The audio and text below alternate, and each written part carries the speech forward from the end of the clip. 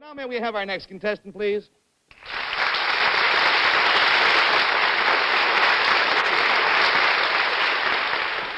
Now, we're not going to identify this contestant panel because to identify him would be to tip off his secret. We will call him simply Dr. X.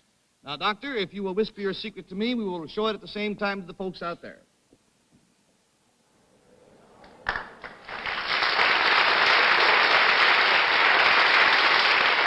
Now, wait a minute. There is even more.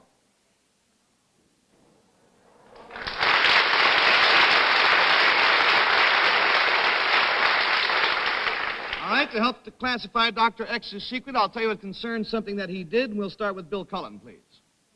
The name Dr. X always reminds me of those motion pictures like the mysterious machine of Dr. X or something like that. Yes. You didn't make any of those pictures, did you, Doctor? You didn't make any of those particular movies. No. No. Dr. X, is this something you did recently? Well, I'm still working on it, yes. Mm-hmm. Is it something you did and are doing then in the normal course of your work? Yes. Let me say, Bill, lest we mislead you, however, that the original work on this was not done recently. It's a continuing action, but the secret, as stated, was not done recently. Is there any object connected with this secret then, Dr. X? Yes, I think I'm quite sure there's an object. Do doctors use this object? Yes, it's been used in surgery. Is this some kind of a machine that might be painful when it's used? Yes, sometimes it's most painful. Sometimes it's most painful. $20 down and $60. You're a wise man. $20 down and $60 to go.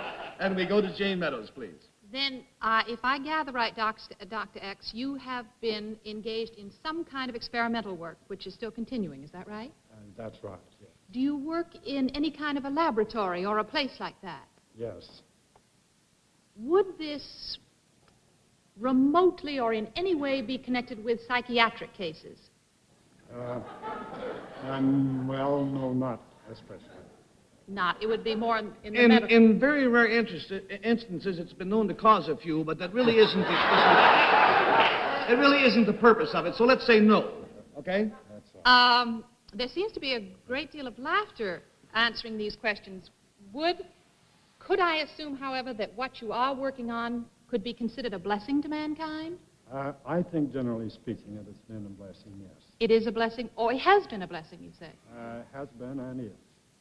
Do you use any little animals, mice, rats, or anything in your experimental work? Rabbits or anything? I have used them, yes. But I think it would be misleading to say so. You think what, sir? Misleading to... Yes, I think it would be misleading in the sense in which the question was asked. $40 down and $40 to go, and we go to Henry Morgan. So let's forget the rats and the mice. Doctor, would it help me, or anybody else, to know what kind of doctor you are? Make him guess. Make him work at it. Yes, it would help. Sure. Yes, it would help. Are you a dentist? No. I didn't hear you. No, Oh, I'm not a dentist. Your research, I gather you've been doing some research on something that... Yes, I'm a research man. Yeah. It's going to help some common difficulty that we all experience, I imagine. Yes, I should say it were and has. Well, is it something as common as, what's pretty common, a common cold? Yes, I think it's as common as a common cold. We're getting into pretty obscure territory, and I think you fellas have led yourself down the garden path. Shall we cut him off? Let's cut him off because you're just wandering farther and farther. Faisy, it was your turn, but if you'll forgive me, I'll forfeit the money and tell you that he is a doctor of science in the scientific medicine, scientific field. This is the famous Dr. Philo T. Farnsworth, who invented electronic television.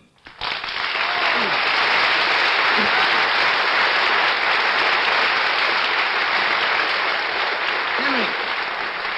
Doctor, truthfully, are you sorry?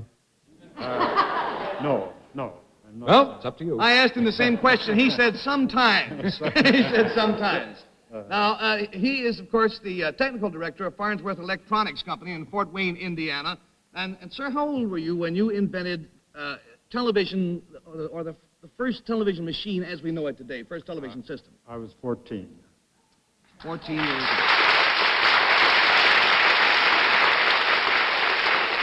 I understand it, sir, let me say first of all that when I heard I was going to meet Dr. Farnsworth tonight, I expected an old man with a long gray beard. I just couldn't believe it. Now, I'd like to ask you, there had been television sets of sorts before you came along, had there not been? Yes, there had been attempts to devise a television system using mechanical discs and rotating mirrors and vibrating mirrors.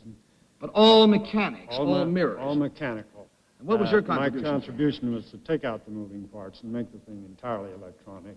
And that was the concept that I had when I was just a freshman in high school. He was the one who put electronics into television, which makes it possible for us to have whatever it is that we have now. And then, of course, as the machines developed, there were other people who made contributions, too. Oh, yes.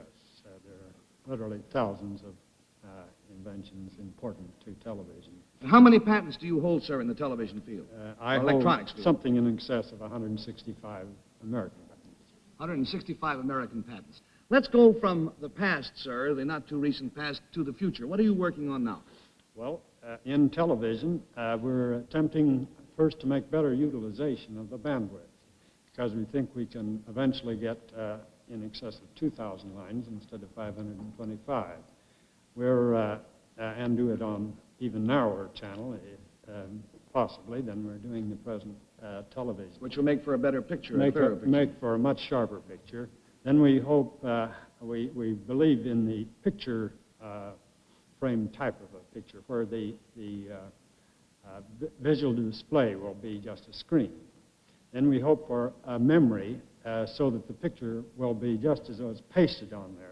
And many improvements will result in the camera when you use such devices, because there's part of the scene that you can remember, and you practically have a memory file of it, and will simplify production of it.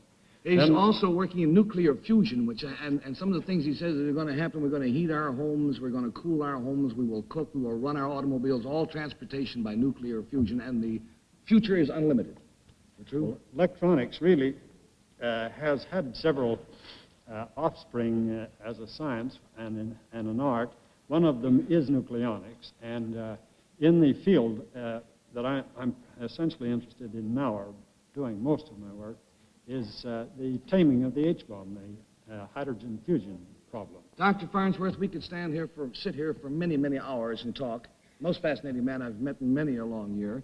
But unfortunately, television being what it is, it's your baby, and we're out of time. So here are your Winston, sir, the money that you won, and our eternal gratitude. I'd be out of work if it weren't for you. Thank you very much.